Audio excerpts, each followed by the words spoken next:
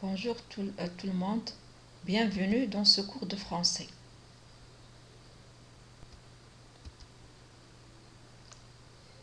C'est une séance d'entraînement à l'écrit, un sujet en rapport avec le dernier jour d'un condamné de Victor Hugo. La prison et son rôle.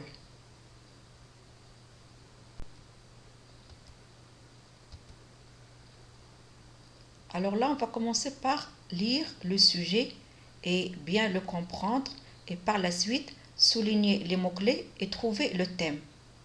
La prison joue-t-elle un rôle éducatif?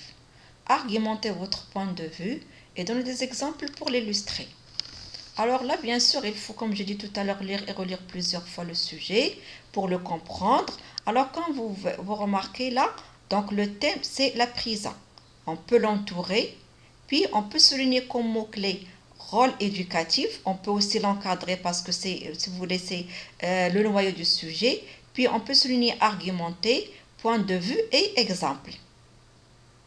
Donc, après avoir passé par cette étape-là, on va passer à une autre étape, c'est l'étape de la recherche des arguments. Bien sûr, ici, on va avoir deux catégories. La catégorie qui est pour le rôle éducatif de la prison, c'est-à-dire que la prison joue son rôle éducatif, et l'autre catégorie qui dit que la prison n'a pas de rôle éducatif.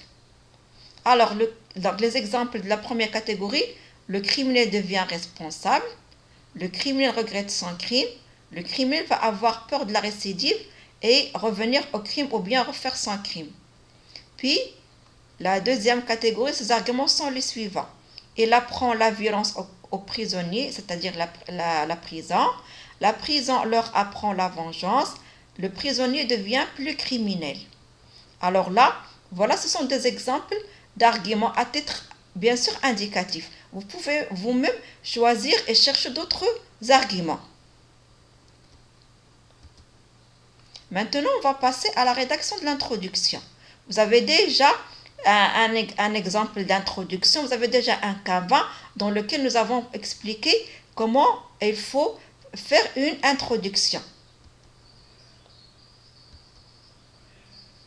Sorte que là, nous allons avoir un plan, nous allons adopter un plan dialectique. Alors, depuis un certain temps, nous remarquons que la criminalité est en augmentation. Beaucoup de personnes sont emprisonnées. Certains d'entre elles, après la période passée dans l'incarcération, ne commettent plus jamais de crimes, alors que d'autres y retournent. La question qui se pose, est-ce que la prison a un rôle éducatif qui fait que les prisonniers ne font pas la récidive ou non? Certaines personnes soutiennent que cette institution joue son rôle éducatif, alors qu'une autre voit le contraire. Qu'en est-il vraiment?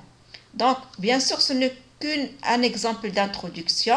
Toujours, je dis à titre indicatif, quand vous pouvez vous-même écrire une introduction. Mais l'essentiel, il faut présenter le sujet et poser vos questions que vous allez développer ou bien, que vous allez développer bien sûr dans le développement. Le développement maintenant. Premier paragraphe, comme vous le savez, donc dans notre développement va comporter trois parties ou bien trois paragraphes. Le premier paragraphe, bien sûr, ceux qui disent que la prison joue son rôle éducatif. Le deuxième paragraphe, ceux qui sont contre, qui disent non, il n'a pas de rôle, ou bien il ne joue pas son rôle éducatif. Et le troisième paragraphe, c'est le rôle, le point de vue personnel, c'est-à-dire votre propre point de vue. Alors, on va lire un exemple de rédaction. Et c'est toujours à titre indicatif. Les personnes qui avancent que la prison joue un rôle éducatif, son rôle éducatif, appuient leur point de vue par les arguments suivants.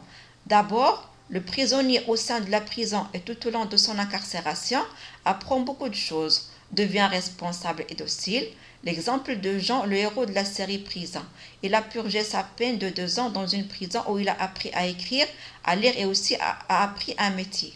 Sa vie a complètement changé. Après sa sortie, il a pu avoir un travail et devenir un bon citoyen. Ensuite, le prisonnier regrettera son crime et ne pensera jamais à la récidive. Le cas de la jeune Émilie qui a été condamnée à 5 ans de prison et on est devenu un bon exemple. La peine qu'elle a purgée a été une occasion pour elle de refaire ses comptes et depuis, sa vie s'est complètement métamorphosée. Alors vous voyez ici que nous avons souligné, nous avons écrit en gras certaines expressions.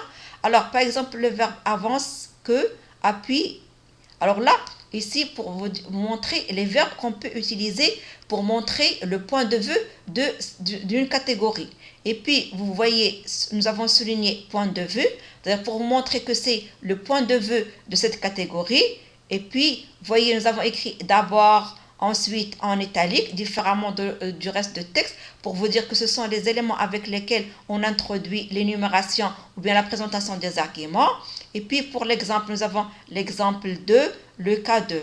Alors là, pour différencier qu'il y a une partie où il y a le point de vue des personnes, et puis il y a les arguments. Après les arguments, il y a aussi les exemples pour illustrer ce point de vue et ces arguments. Alors là, nous nous sommes contentés seulement de 2 arguments, ou bien 3, et c'est suffisant. Passons maintenant à la deuxième partie, le deuxième paragraphe, c'est-à-dire ceux qui disent qu'il n'a pas de rôle, ou il ne joue pas ce rôle éducatif. Alors là, vous remarquez que nous avons commencé le paragraphe par toutefois, pour montrer qu'il y a une opposition entre le premier paragraphe et le deuxième paragraphe. Toutefois, d'autres personnes voient que la prison est loin de jouer son rôle d'éducation. Alors vous voyez, nous avons écrit en gras « voit » pour montrer, là, c'est le point de vue. Et puis, après, on cite le point de vue. En premier lieu, vous voyez, c'est écrit en italique. Alors là, on commence à énumérer les arguments. Au sein de cette institution, les détenus, c'est-à-dire les prisonniers, n'apprennent que la violence. Voilà, ils deviennent de plus en plus violents et agressifs. Là, on explique. Et puis, on donne l'exemple. L'exemple le plus significatif nous est fourni par le frioche de dernier jour d'un condamné. Alors là, je récapitule. Toutefois, d'autres personnes voient que la prison est loin de jouer son rôle d'éducation. Il manque un D, faute de frappe. En premier lieu, au sein de cette institution, les détenus n'apprennent que la violence. Ils deviennent de plus en plus violents et agressifs.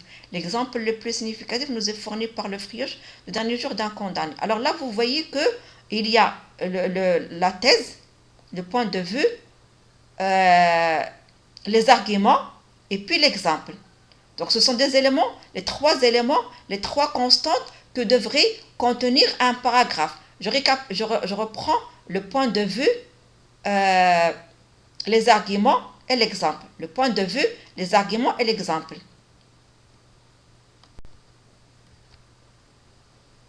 Maintenant, après avoir cité le point de vue de ceux qui sont pour, avec les arguments et les exemples, ceux qui sont contre les arguments et les exemples, maintenant on va passer à la 3e partie de ce développement, à savoir le point de vue personnel. Alors ce point de vue personnel peut être, on peut le commencer par selon moi, d'après moi, je vois que, j'admets que. Et puis, une fois je choisis l'une de ces expressions-là, je passe à donner mon point de vue. Donc, selon moi, pour moi, d'accord? Pour moi, je donne mon point de vue. La prison joue un rôle éducatif ou bien la prison ne joue pas de rôle éducatif. Mais il vaut mieux, par exemple, si j'ai commencé par la prison joue un rôle éducatif et dans la deuxième partie ne joue pas de rôle éducatif, alors là, mon point de vue doit être toujours le même que celui dans le paragraphe précédent. D'accord? Alors si je suis pour, je dois laisser le pour le deuxième paragraphe. Si je suis contre, je dois laisser le contre pour le deuxième paragraphe. D'accord? Alors, je relis. Donc, je donne mon point de vue. La prison joue un rôle éducatif ou bien la prison ne joue pas de rôle éducatif. Et puis, je donne des exemples. Donc, alors là, nous avons terminé le développement. Passons maintenant à la conclusion. Je peux la commencer par finalement. pour conclure, bref, alors et là, je vais vous donner un exemple de conclusion. C'est toujours à titre indicatif. On peut conclure en disant que la prison est un espace de rééducation. Certes, les détenus sont privés de leur liberté, mais c'est une occasion pour eux de revoir leurs actes. La question qui se pose maintenant, est-ce que la société réintègre ces détenus une fois libérés? Alors ainsi, nous avons terminé ce cours-là, et bien sûr, ce n'est qu'un exemple. Ce que nous avons donné ici, ce n'est qu'à titre indicatif. Et bon courage.